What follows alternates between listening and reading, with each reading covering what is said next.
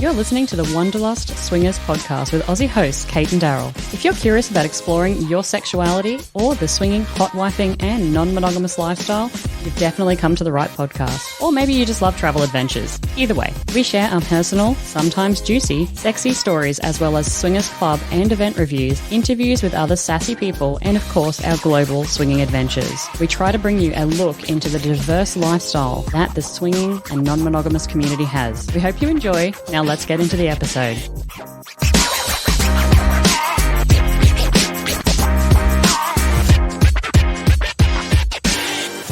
But the jam, put it up. If you missed our last episode, head back over and have a listen to that because you will get that reference. Now, guys, welcome back. We are talking about selection criteria. Let me give you guys a bit of a rundown on why I want to talk about selection criteria and where I thought this topic could go. Recently, when we discussed our MFM threesome, we spoke about how I just kind of wanted to look for a one-night stand. And in doing so, we stumbled upon a person who's actually quite lovely. And we've hung out with just for non-play sessions afterwards. And it got me to thinking. Yeah, but no other play sessions afterwards. So, sort that shit out. What is your selection criteria for different, ways that you interact in the lifestyle? So, for example, do you have different criteria for perhaps a night out at a swingers club, picking up a unicorn or a manicorn, finding longer-term pants-on, pants-off play partners, a foursome connection, an orgy? Do you have different selection criteria for each of these? Are you asking me this? I'm asking you. Do you think that we as a couple, or even when you're vetting single guys, do you think that when we are looking for these connections online, say, for example, do you think we have different selection criteria than if we're at a club looking for a connection for a one-night stand? So do we have a different... Yes, I suppose. I mean, certainly for single men we do versus... for starters, a manicorn versus a unicorn because one's female, one isn't. So yeah, there's certainly that aspect. But I don't really know. I think the most of these things is just about the individuals that are involved. So an orgy's different again. I mean, how do you select for an orgy? I don't think an orgy is something that you generally plan. It's kind of more of a we found a group of people that are cool and they're all hanging out at the same time, so we hang out with them. Well, that in itself is selection criteria then, isn't it? Because your selection criteria kind of goes out the window. You're like, they look attractive enough, it's here, I'm in for some fun, let's have an orgy. Yeah, but the only orgies we've ever been involved in is with people that we've known for quite a period of time and generally, like everyone, not generally, we like everyone in the room. Mm-hmm. Yeah, and would or have played with people in that group anyway. Mm-hmm. So I think the selection criteria for an orgy for us is be one of our previous conquests. Well, actually, that particular one you're talking about, we actually hadn't had sex with anybody in that group before. We just knew them. Hadn't we? No. Well, fuck, we hadn't either. Mm-hmm. But we were. We did by the end of the night. We did know them. So I think that's probably what you're talking about. Yeah. Longer pants-on, pants-off play partners. 100%, I think we'd look for very specific selection criteria when we're talking about those people. Yeah. Because we want them to, for example, like the things we like as well, as opposed to just being attractive and interesting in bed. Yeah. Well, it makes me sad. And it does make you sad. It makes me sad too. And then what about a night out at a club? I think your selection criteria, again, is very different because you're not necessarily requiring these people to be interested in all the things you're interested in. Yes, I agree. It's all... A night out at a club is different, of course. It's different when you're single. I don't think that any of these things are different when you're single. I think these are as different when you're single as they are when you're in the lifestyle. Can you explain or elaborate on that a little bit more? Well, yeah, a night out on a club, you'll probably be less particular about their emotional intelligence and intellect and all that sort of thing, and the things that you find sexy longer term, which feeds in more to the pants on, off, pants on long-term partner friendship scenario. A foursome connection is, I suppose, for me, the same thing as a night at a club because you need a foursome connection even at a night out on a club. It's pretty rare unless you're there by yourself that you would, not do that. You know what I mean? Yep. So that seems to be the same to me. Unicorn and manicorn, picking up a single person, I think is, yes, you're more particular there because certainly for the males, it's a lot harder to find males that just aren't twats. What would you say, what's a big difference between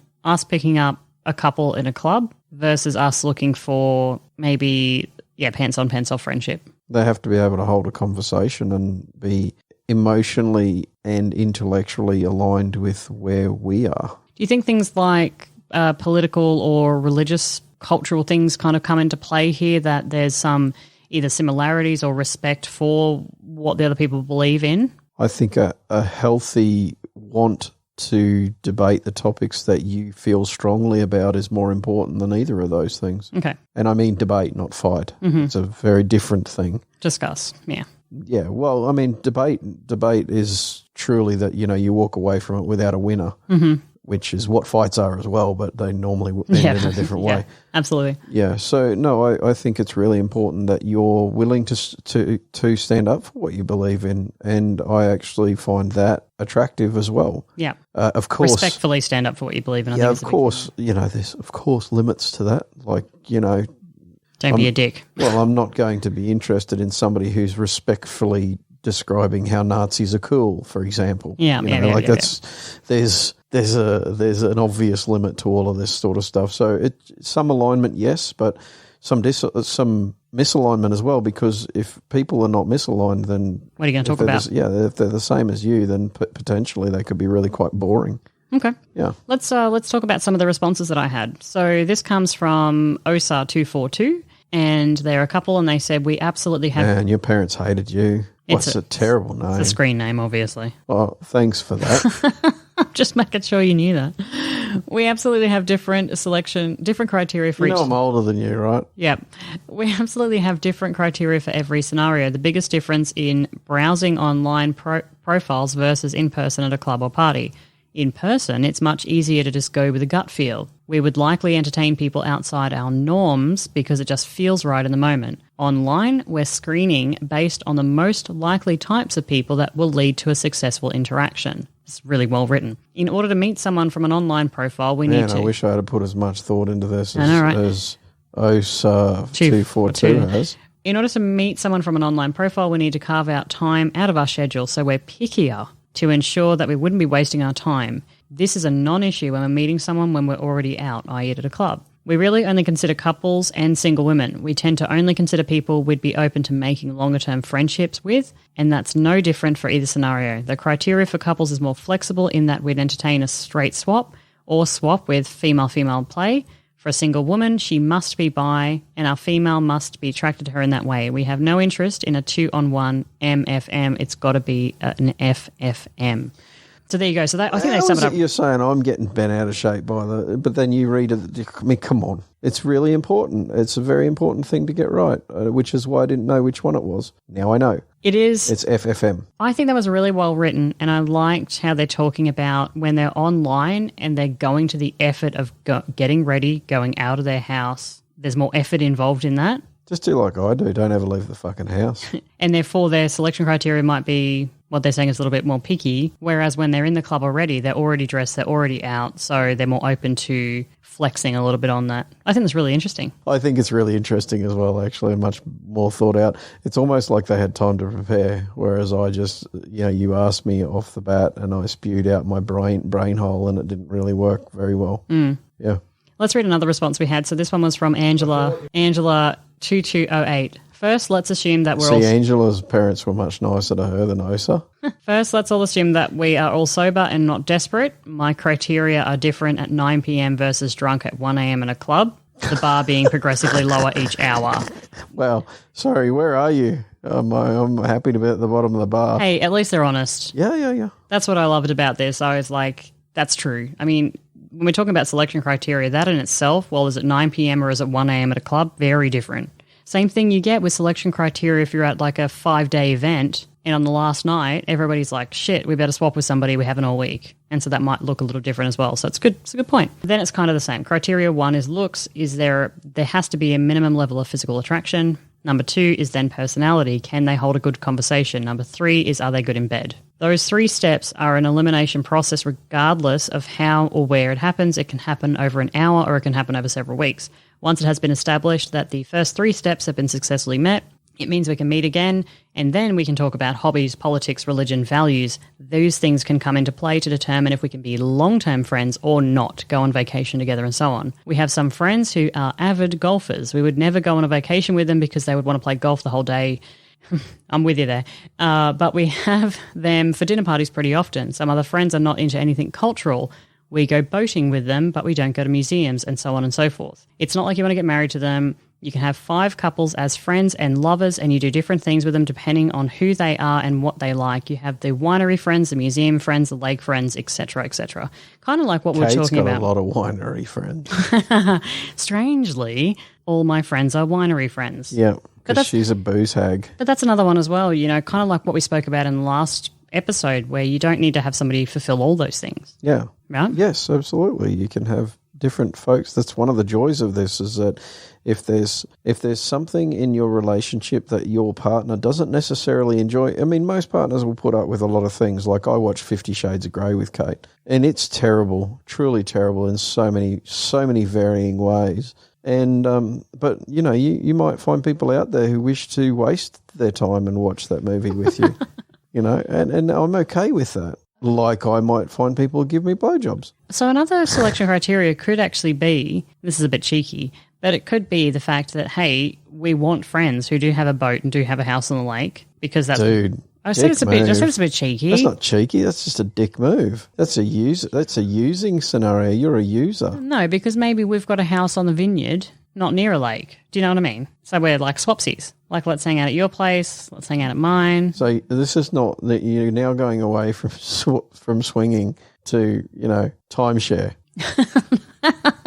You don't need to be fucking people. And if you follow me into the lobby, we have just a half an hour timeshare discussion. You don't need to be swapping partners to be hanging out with somebody who's got a fucking vineyard. Just, you know, get on timeshare. You'll be sorted. They come to your house, they stay at the lake. But maybe your selection criteria could be like people that specifically go to the resort. Yeah, I got you. For an event, and that's what you're seeking out. Doesn't make it any better. Thanks, Angela. I appreciated that. All right, let's hear this one. So this is from Secret Equipment 4039. Right, Secret Equipment 4039. Great topic. I don't think I've seen this one discussed before. Interesting to see the responses. We've never done parties, clubs, or resorts, so I can't speak to them. We've done 2-on-2 couple dates so far. We prefer friends with benefits that we could see a few times a year. So our main selection criteria are being within a 1 to 2 hour driving range. Yeah, pretty good. Yep. Being attractive enough, as in we'd consider them based on looks in a vanilla dating scenario. And number 3, similar personalities, sense of humour, and education levels as us. The only scenario we've done once is a casual hookup during a trip, and it was almost entirely about physical attractive. Though we did have a chat to ensure they weren't terrible people. We're somewhat open to single men and women. For single men, it's 50-50 based on extreme attractiveness, six-pack, grace face, etc., and respectfulness. For single women, it's based on openness with bisexual play, being attractive enough to both of us, and the ability to carry a conversation. Okay, yep. Another good response. I like that one too. There's some good stuff coming here. I have got a couple more. I've got 3 more. This is from QE 2013, 2013. They're in Honolulu. QE 2. In Honolulu. We've spoken to these guys before. That? I'm just saying, it's cool. In our early days in the lifestyle, we would often play casting director. It's a place, right? Honolulu? Yeah, it is a place. Honolulu. It's fun to say. Come on, join me. Honolulu. No, I don't think I will. We would often play casting director, trying to match the participants to the scene. Our side forays into BDSM kink would reinforce this practice unnecessarily, as participants there are often very specific about their roles and interests. We quickly found this approach to be fairly limiting on our potential pool of candidates. Couple this with our already small candidate pool in Hawaii, and we quickly found ourselves as empty casting calls. So today, we simply view ourselves as erotic alchemists seeking to create unique, special experiences with people as they arise. Nice. So they're kind of doing what we did a couple of years ago with the rule book, which is that they're just kind of taking things on a scenario case-by-case basis and going from there. Yeah. How do you feel about that? I think that's pretty interesting. I mean, but that would...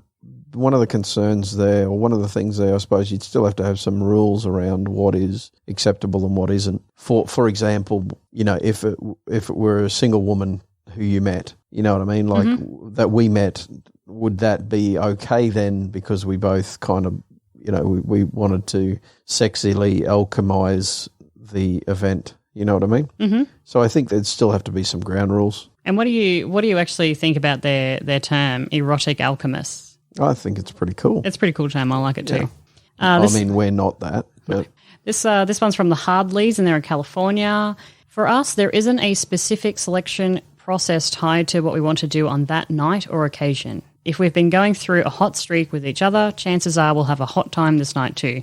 For the most part, if you put yourself in fun's way, if you put yourself out of fun's way, memorable things might happen. High hopes and low expectations and starting early with each other often has worked out to be the most fun for us. We have some friends with occasional benefits for 15 years now. So they're kind of saying the same thing as our sexy alchemy Hawaii couple, is basically that sometimes if you have too much selection criteria, you can get in your own way, right? Just let the fun have fun. Let the fun have fun. And we have spoken about this, I think, probably when we did the episode on taking one for the team, we probably dug into that, I reckon. What's the difference between having a selection criteria or having things that you must have versus maybe just allowing the fun to happen a little bit and letting go? I don't think we've just ever walked into a place and not passed some form of, and I'm going to use the term judgment because it is, the whole world is a pack of judgy cunts.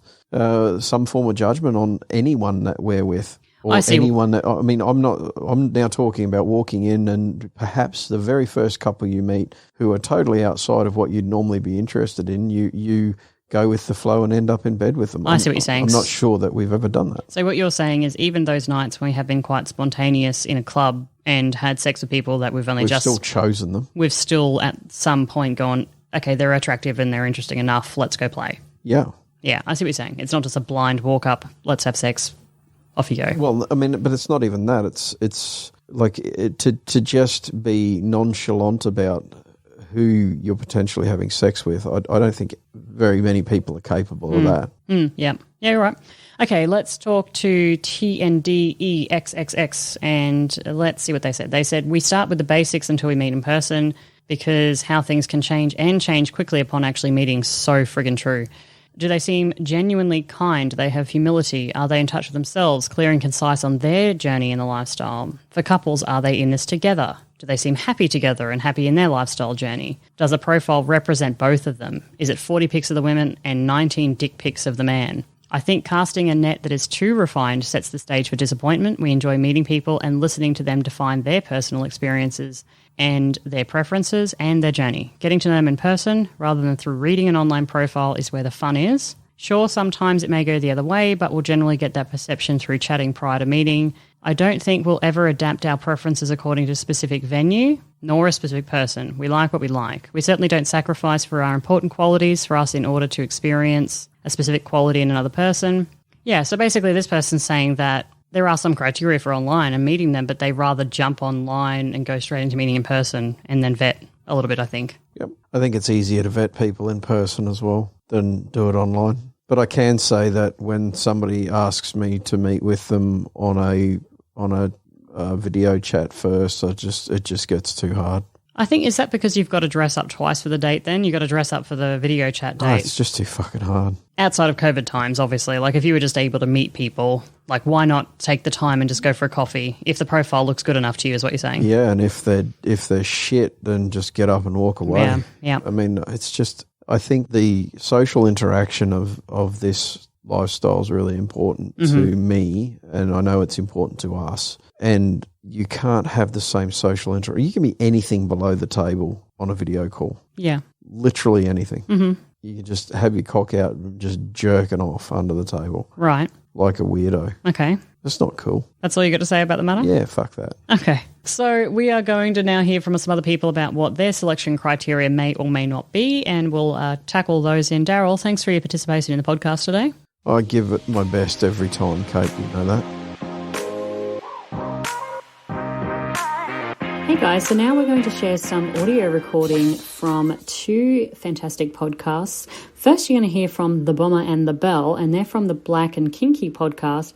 Head over to their website and check them out. It is blackandkinkylifestyle.com. And then later we're going to hear from Mickey and Mallory, and they're, of course, from the Casual Swinger podcast, which is casualswinger.com. Head over and check out both of those amazing content creators.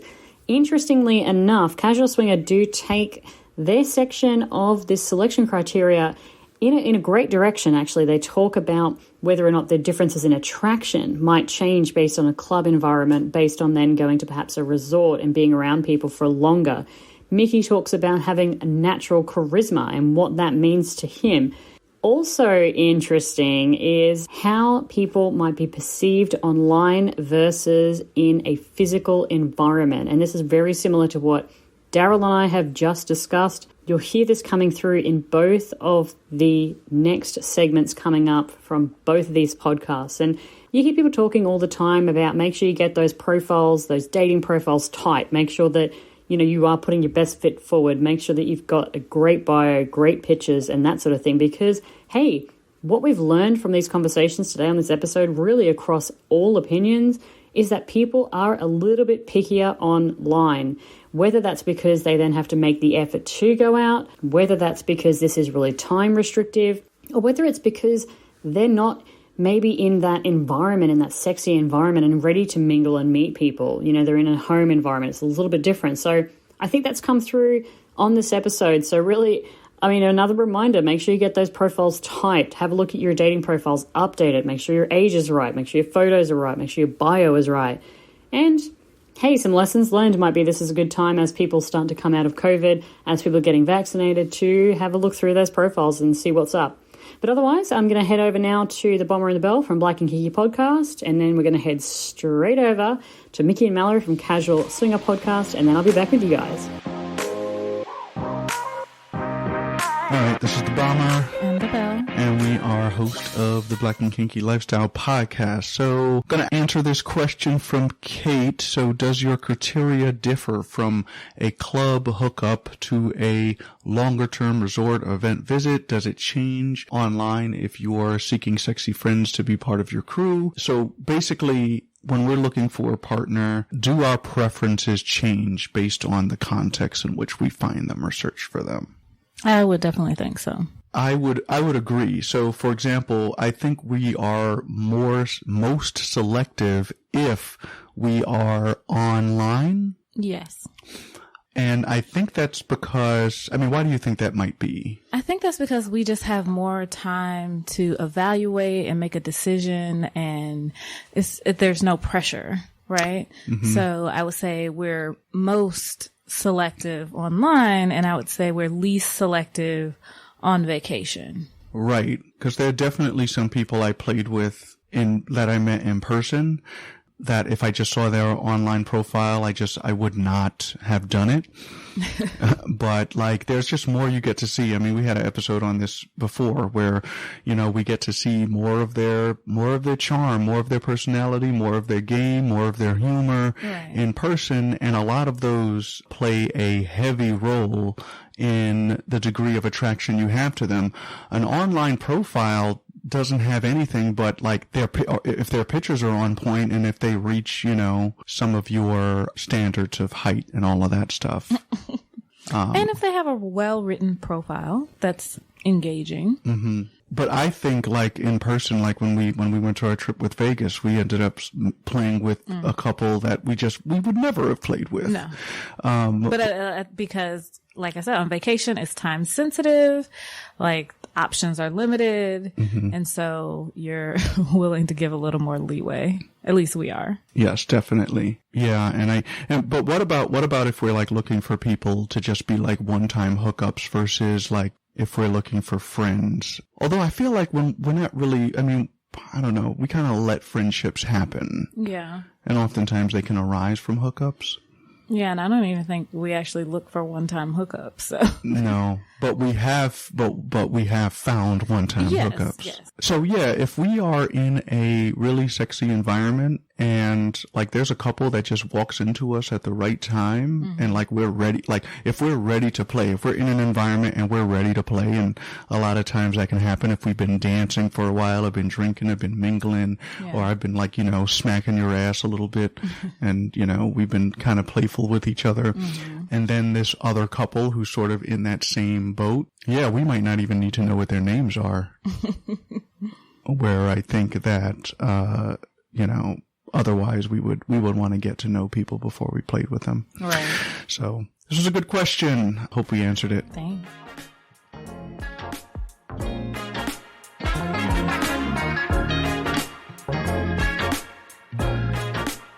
Hey there, this is Mickey and Mallory with the Casual Swinger Podcast. That's us. That's us, yes. So we were asked by Cate from Wanderlust to contribute on a selection criteria topic that she identified. Yeah, I just kind of, talking a little bit about where our heads are at when, do we really look at, single guys or single girls or couples differently? Yeah, and what about the environment, like on a dating site versus at a club? Yeah. So let's just talk about you because no one gives a shit about me anyway. Yeah, they do. So from a single guy perspective, what are your criteria? Like, what is it that makes a single guy interesting to you? Well, I always have to drill down to the, you're actually single, you're not married and just on the fly trying to get it on the DL. That's Right. a big one for me because It actually happens a lot too. It does, and it's so unfortunate. And I'm so upset by this. But a single guy, engaging, maybe an interesting profession, experience in other careers or even hobbies that I don't have line of sight to, supplement me, right? Augment my mental spaces a bit. I'm not a sapiosexual per se, but I do like the mental game. So having that baseline conversation is, even in small talk, like at a club, is very intriguing to me. Yeah, I think a sapiosexual is an overly used term these days. Yeah. Especially on dating sites. You see everybody saying they are, and and then they meet, somebody from the Big Bang Theory, and all of a sudden they're like, nah, they're a fucking nerd. And it's like, yeah, okay. Okay, yeah, that's so fair. maybe not as sapiosexual as we think we are, but I think we kind of have very similar criteria because when we're approached by a single anything, I look for depth. Yeah. I'm looking for something give me something that's more interesting than what we're going to do in the bedroom. Yes. Yeah, give me a connection point because I'm going to share my goodies with you. Share your goodies with me before we get there. Yeah. Does that make sense? Yeah, more Okay. than just your goodies. Yeah. Yeah, show me why this should be fun. Yeah, because if you think about it, you're going to maybe go to a bar, you're going to go to a restaurant, you're going to go out to eat. You want to feel safe, right? So you want them to be kind, you want them to be interesting, you want them to have depth to them. But you also want them to be adventurous and interested in you, and you want them to be connecting with you. Someone who's really good at listening to verbal cues or nonverbal cues. It's really hard to test that out in a dating site environment, right? When you're just chatting online. But that's super important to me because I don't hold any bones about it. I will let you know what I want, but I'm not overbearing about it. So you have to be able to communicate back or listen, and listen, I should say that. It's not one or the other. Well, and I think when we talk about this, though, and talk about those nonverbal cues in reading, they have to be invested in you, right? And if they are invested in you, then they are going to read your body language. They are going to pick up on maybe you're uncomfortable or you're interested, right? Somebody who's not interested in you is not going to pick up on your body language. Yeah, and this goes for both guys and girls because I've had it happen with both of them, and I absolutely love it when they make you feel like the only thing in the room in that moment while you're engaged talking to them. That's a huge win, bonus for me. It makes me feel all tingly and special, and I blush, typically. Yeah. So I think everything we just talked about, that pretty much goes for single guy or girl, because I think we have very similar criteria in that. What about physical characteristics? Do you have any criteria there? Well, I kind of run the gamut in some shape or form. Girls, I'm all over the place. So all over the place. With guys, I'm of average height and build, right? And I do have a predilection to taller men. I kind of like having the idea, knowing that they could pick me up and put me anywhere they want. I think that's definitely something that I find very attractive. I'm not opposed to shorter guys or thicker build guys. It's just, if I had to pick physicality out of the room, that's typically what I look at. A little tall, broader shoulders, kind eyes. No beards. Yeah, I'm still struggling with the beards. I think I've gotten to a point where it's short and coiffed. Yeah. Like very short and well taken care of. I think I can deal with it. It just feels weird on my hoo-hoo. What's that the name for it? I don't know. It's a tactile thing for me. I'm very big on no beards on my women.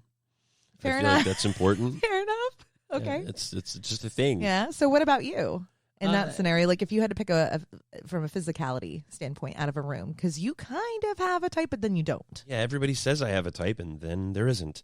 I got to tell you, the first thing that grabs me about a person is actually their eyes. It always has been that way for me.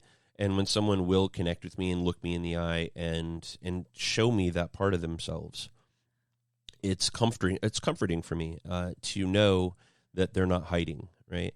But when it comes to physical attributes, I definitely lean towards short chicks. It's just kind of You do. I do. I lean. You like them petite. Yeah, I like short chicks. That's definitely a thing. I may be a sucker for blondes.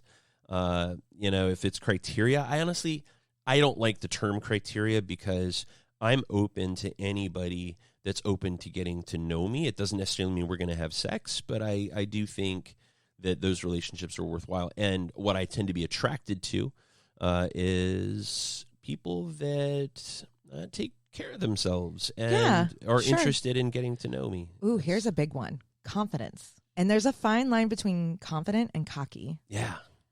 And again, I've seen it with both men and women. Yeah, but you don't mind a little cocky, as long as they can back it up.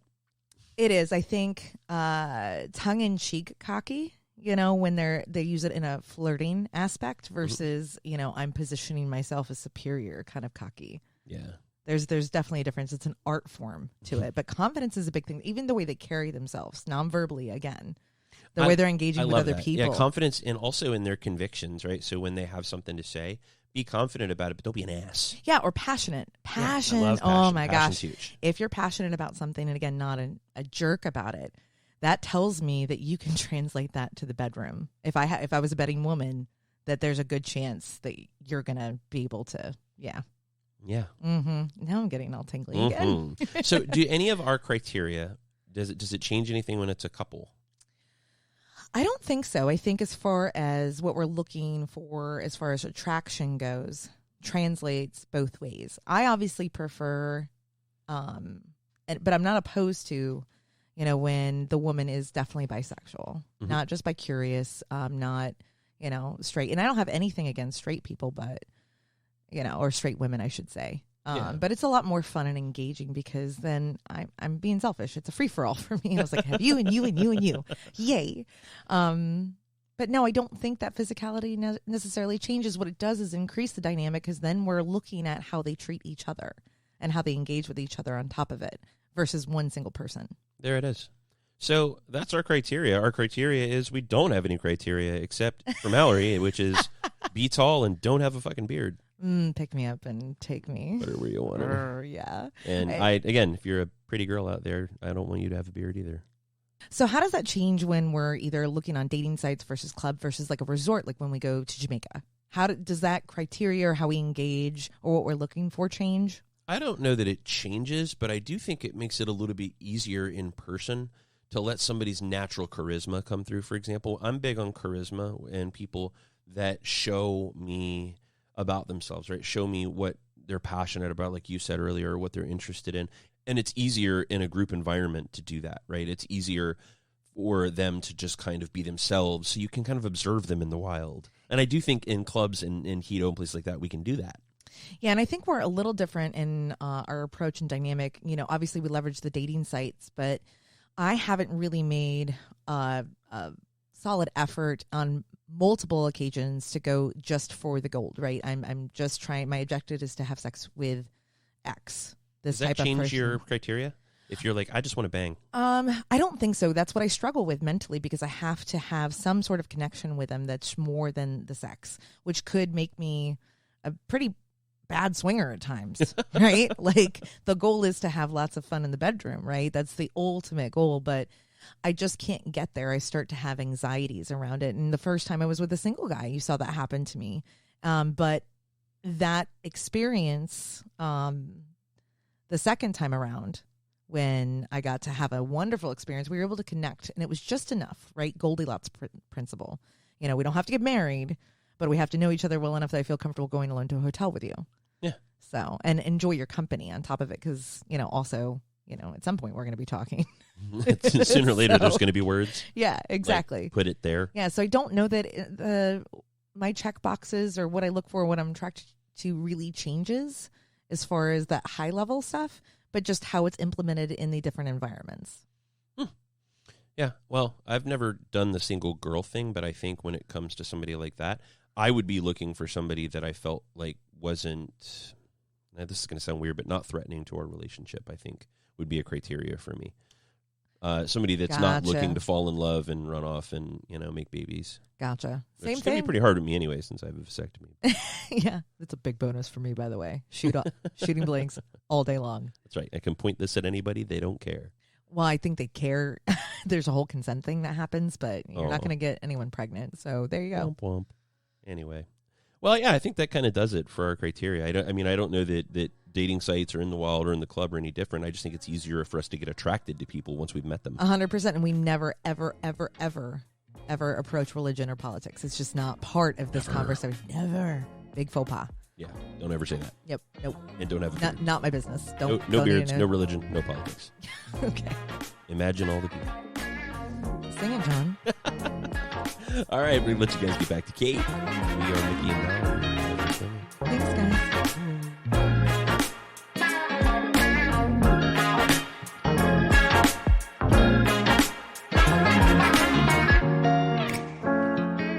So we're interested to hear from you guys. What's your selection criteria? Does it change whether you're going to a swingers club for a night?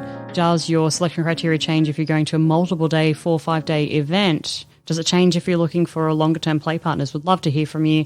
Drop us a voicemail or send us an email and just head to our website, wanderlustswingers.com, to get the deets on that. But otherwise, we'll talk to you again soon, and thanks so much for listening to us. Ciao. Ciao bello. Ciao bello. Bye, guys.